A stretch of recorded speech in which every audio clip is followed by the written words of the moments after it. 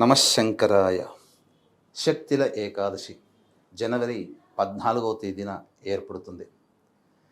ఈ రోజున అనురాధ నక్షత్రం ఉండడం కూడా చాలా విశేషం అని చెప్పవచ్చు. ఈరోజు భోగి పండుగ కూడా అయింది. అయితే కొంతమంది పంచాంగకర్తల ప్రకారం మధ్యాహ్నం 3 గంటలకి సంక్రాంతి పర్వదిన పుణ్యకాలం అనేటువంటిది ఈ 14వ తారీఖు రోజున ఏర్పడబోతుంది. కాబట్టి వీక్షించేటువంటి ప్రేక్షకులు ఈ రోజున తిలలని 6 రకాలుగా ఉపయోగించాలని శాస్త్రం.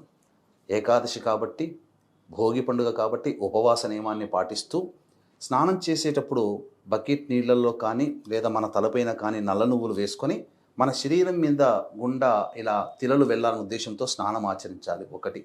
ఇక రెండవది, స్నానం ఆచరించిన తరువాత నల్ల నువ్వులని బాగా పిండి చేసి శరీరానికి పూసుకోవాలి ఈ రోజున. ఇక మూడవది, ఈ రోజున ప్రధానముగా తిలలతో తర్పణం వదలాలి తల్లిదండ్రులు లేనటువంటి వాళ్ళు. నాలుగవది, ఈ రోజున తిలలు దానము చేయాలి. ఇక ఐదవది, ఈ రోజున సంబంధించి ఈ తిలల్ని అనగా నల్ల నువ్వులతో చేసినటువంటి పిండి వంటకాలని భుజించాలి. ఈ విధంగా తిలలతో హోమము కూడా చేయాలి. ఈ విధంగా 6 రకాలుగా ఈ సంబంధించినటువంటి శక్తిల ఏకాదశిని ఉపయోగించుకోవాలి.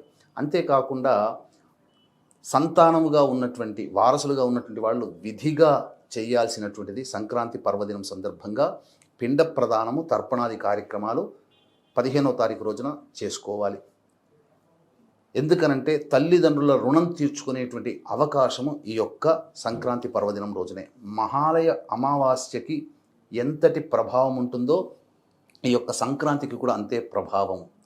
కావున పితృదేవతలందరూ కూడా ఎదురు చూస్తారట. తమ వారసులు పెట్టే పిండ ప్రదానము తర్పణాది యొక్క ఫలితాలను తీసుకొని తమ యొక్క పాపత్వాన్ని నశింప చేసుకోవాలి. కాబట్టి అందరూ కూడా ఈ రోజున పిండ ప్రదానము తర్పణాది కార్యక్రమాలు వస్త్రదానం చేయండి. ఒకవేళ అవకాశం లేకపోతే మన పీఠం ఆధ్వర్యంలో మహామహిమాన్విత సుప్రసిద్ధ కాశీ క్షేత్రములో బ్రాహ్మణులను కర్తగా పెట్టి పిండ ప్రదానము తర్పణాది కార్యక్రమాలు మీ తరపున చేయించడం జరుగుతుంది. వీడియోలు కూడా పంపిస్తారు. అవకాశాన్ని వినియోగించుకోండి.